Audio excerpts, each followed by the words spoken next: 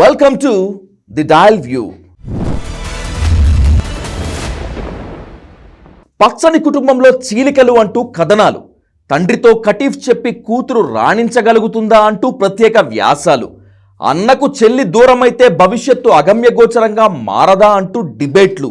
Main stream media అంతా ఇలా ఉంటే ఇక సోషల్ మీడియా సంగతి సరే. ఏదో టేబుల్ కింద నక్కి లేదా కట్టన్ వెనుక దాక్కొని చూసినట్లు విన్నట్లే ఎవరికి వారు పోస్ట్ చేస్తున్నారు. సరే, మీకు నాకు సరిపడదు అంటూ ఆమె బయటకు వచ్చేసిందే అనుకుందాం. హస్తానికి షేక్ హ్యాండ్ ఇస్తుందా, కమలంగూటికి చేరిపోతుందా, లేక వేరుకుంపటి అదే సొంత పార్టీ పెట్టుకుంటుందా? పాలిటిక్స్ పై ఇంట్రెస్ట్ ఉన్న ఏ ఇద్దరు వ్యక్తులు కలిసినా ఇదే టాపిక్. ఒకనాటి టీఆర్ఎస్, నేటి బీఆర్ఎస్లో కవిత క్రియేట్ చేసిన సెన్సేషన్ ఆ స్థాయిలో ఉంది. మరి ఇంతకు తెలంగాణ రాజకీయాల్లో కవిత ప్రభంజనం సృష్టిస్తుందా, లేక వీరంగం వేసి నమ్ముకున్నోళ్లను ముంచేసిన వైఎస్ షర్మిలాలా మిగిలిపోతుందా అనేదే ఇప్పుడు $1,000,000 క్వశ్చన్. ఖచ్చితమైన సమాధానం వినాలనుకుంటే పచ్చి నిజం లాంటి గతాన్ని కాసేపు పలకరించక తప్పదు.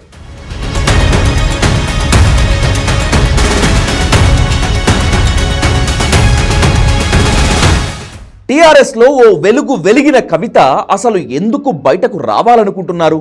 డాడీతో ఢీకొట్టేందుకు కవిత రెడీ అయ్యారా, లేక అలాంటి పరిస్థితులు ఎవరైనా కుట్రలు చేసి కల్పించారా అనే ఈ రెండు ప్రశ్నలకు బదులు వెతుక్కుంటే చాలు రాజకీయ వైకుంఠపాళిలో కవితను ఎలా బలి పశువు చేయాలనుకున్నారో ఇట్టే అర్థమైపోతుంది. దశాబ్దాల కల అయిన తెలంగాణ సాధనలో, రాష్ట్ర ఏర్పాటులో అత్యంత క్రియాశీలక పాత్ర పోషించిన రాజకీయ పార్టీ తెలంగాణ రాష్ట్ర సమితి. నియంత అనే నిందను మోసే కేసీఆర్కు తన కుటుంబ సభ్యులు పాలిటిక్స్లోకి రావటం అస్సలు ఇష్టపడేవారు కాదని సీనియర్ గులాబీ నేతలు, ఉద్యమకారులు నేటికి చెప్తూ ఉంటారు. కాకతాళీయంగానే రాజకీయాల్లోకి వచ్చినప్పటికీ యువనేతగా, ఐటీ మినిస్టర్గా స్పెషల్ బ్రాండ్ క్రియేట్ చేసుకున్నారు కేటీఆర్. తెలంగాణ జాగృతితో, ఇంటింటా బతుకమ్మ సంబరాలతో ఇంటర్నేషనల్ ఐకాన్గా నిలిచారు కవిత. అయినా సరే తన రాజకీయ వారసుడిగా కేటీఆర్కు దాదాపు బాధ్యతలు ఇచ్చేశారు కేసీఆర్. ఇందుకు తీసిపోని ఉదాహరణ టీఆర్ఎస్ వర్కింగ్ ప్రెసిడెంట్గా కేటీఆర్ నియామకం. ఎంపీ టికెట్తో పాటు ఎమ్మెల్సీగా కవిత ఉన్నప్పటికీ ఆమెకు సరైన ప్రాతినిధ్యం, గుర్తింపు ఇవ్వలేదు. భవిష్యత్ టీఆర్ఎస్ రాజకీయాల్లో ఆమె ఏంటి, ఆమెకు ఏంటి అనేది క్లియర్ కట్గా చెప్పలేదు కేసీఆర్ అని ఆఫ్ ద రికార్డ్గా సీనియర్ గులాబీ లీడర్లు చెప్తున్న నిజం. అయినా సరే ఏనాటికైనా కేటీఆర్, కవిత ఇద్దరూ పవర్ సెంటర్లుగా మారితే కష్టమని భావించిన సంతోష్, హరీష్ రావు చక్రం తిప్పారనే టాక్ బలంగా గులాబీ వర్గాల్లో, ముఖ్యంగా పొలిటికల్ వర్గాల్లో నడుస్తోంది. కేసీఆర్ తర్వాత కేటీఆర్ను పవర్ సెంటర్గా చేస్తే ఎలాంటి డోకా ఉండదనుకున్నటువంటి హరీష్ రావు, సంతోష్ కవితకు ధోకా ఇచ్చారట. కవిత తండ్రికి రాసిన లేఖను లీక్ చేయటంలో సంతోష్, హరీష్దే కీలక పాత్ర అని సీనియర్ జర్నలిస్టులు, పొలిటికల్ విశ్లేషకులు నిస్సందేహంగా చెప్తున్నారు. లేఖ లీక్ ముందు అంటే కవిత తీహార్ జైలు నుంచి విడుదలై వచ్చిన తర్వాత జరిగిన పరిణామాలు సంతోష్, హరీష్ రావును కలవరపరిచాయి. కవితను కలిసేందుకు రాజకీయ నేతలు మాత్రమే కాకుండా విద్యార్థి, నిరుద్యోగ సంఘాలతో పాటు అభిమానులు పోటెత్తారు.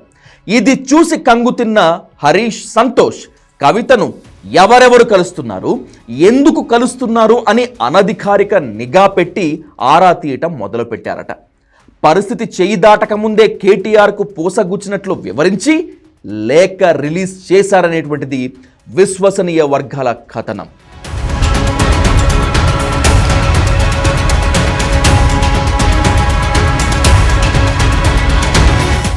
కేసీఆర్కు, కవితకు గ్యాప్ రాలేదు, క్రియేట్ చేశారు. కేటీఆర్కు, కవితకు బెడిసి కొట్టలేదు, కొట్టేలా చేశారు. అపార్థాలు కాస్త అనర్థాలుగా మారిపోయాయి. ఎంతగా అంటే లేఖ లీక్ చేసి కవిత కొత్త కుంపటి పెట్టుకుంటోంది అని తమ అనుకూల మీడియాలో పెద్ద ఎత్తున ప్రచారం చేసేంత. కేటీఆర్ స్వయంగా కేసీఆర్ వద్దకు వెళ్ళి చెల్లెలి ఎపిసోడ్కు ఎండ్ కార్డ్ వేయకుంటే కష్టమే అనేంత. కవిత గురించి నాకు వదిలేయి, నేను చూసుకుంటా అని కేసీఆర్ హామీ ఇచ్చేంతగా పరిణామాలు శరవేగంగా మారిపోయాయి. ఇవన్నీ కవితను దారుణంగా హర్ట్ చేశాయి. తనను దోషిగా నిలబెట్టేందుకు చేస్తున్న కుట్రలు క్లియర్ కట్గా తెలుసుకున్న ఆమె అగ్గి మీద గుగ్గిలమైంది. అందుకే కేసీఆర్ అనే దేవుడి చుట్టూ దెయ్యాలున్నాయనే సెన్సేషనల్ స్టేట్మెంట్ వెనుక కవిత ఆవేదన, ఆక్రోశం ఉన్నాయి. ఇలాంటి సందు ఎప్పుడు దొరుకుతుందా అని కాచుకు కూర్చున్న కేసీఆర్ వ్యతిరేక మీడియా ఇష్టం వచ్చినట్లు రాసేస్తోంది. అదే పరిగా డిబేట్స్ పెట్టేస్తోంది. తన క్యారెక్టర్ను కిల్ చేసేందుకు మీడియాను వాడుకుంటున్నారని తెలుసుకున్న కవిత ఫోన్ కాల్స్కు, రాయబారాలకు రెస్పాండ్ కాకపోవడంతో పరిస్థితి ఇంకా వేడెక్కింది. మంచి తరుణం మించిన దొరకదని భావించిన కాంగ్రెస్, బీజేపీలు కవితను బుట్టలో వేసుకునేందుకు మార్గాలు వెతుక్కున్నాయట. హస్తంతో చేయి కలపమని కొందరు మెసేజ్ పంపిస్తే కమలం మీకు వెల్కమ్ చెప్తోంది అంటూ రాగాలు తీశారట. అయినా సరే సైలెంట్ మోడ్లోనే ఉన్నారు కవిత. అయినా సరే కవిత కాంగ్రెస్లో చేరబోతోంది, బీజేపీ తీర్థం పుచ్చుకోబోతోంది అని కథనాలు వండి వడ్డిస్తున్నారు.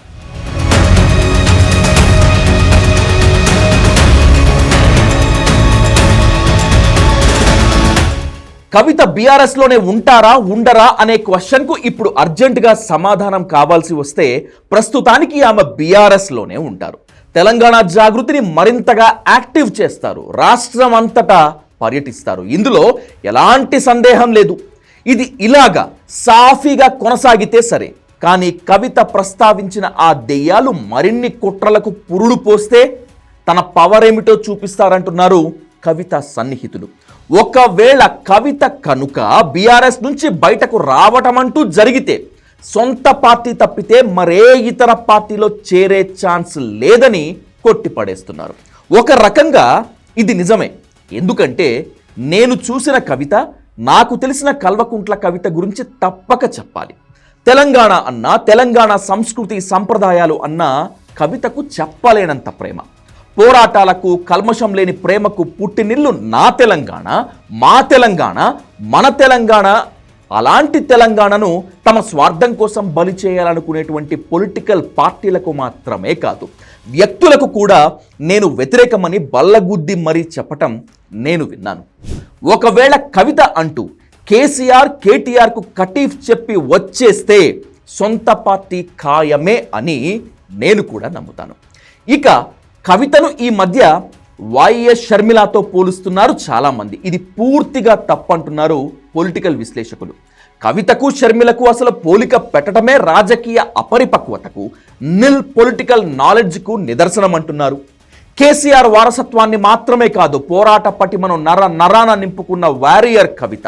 ఒకవేళ కవిత పొలిటికల్ వార్ డిక్లేర్ చేస్తే తాడో పేడో తేల్చుకుంటుందే తప్పితే వైఎస్ షర్మిలలా వెన్ను చూపి పారిపోదని చెప్తున్నారు. నిజం చెప్పాలంటే ఇది చాలా వరకు వాస్తవమే.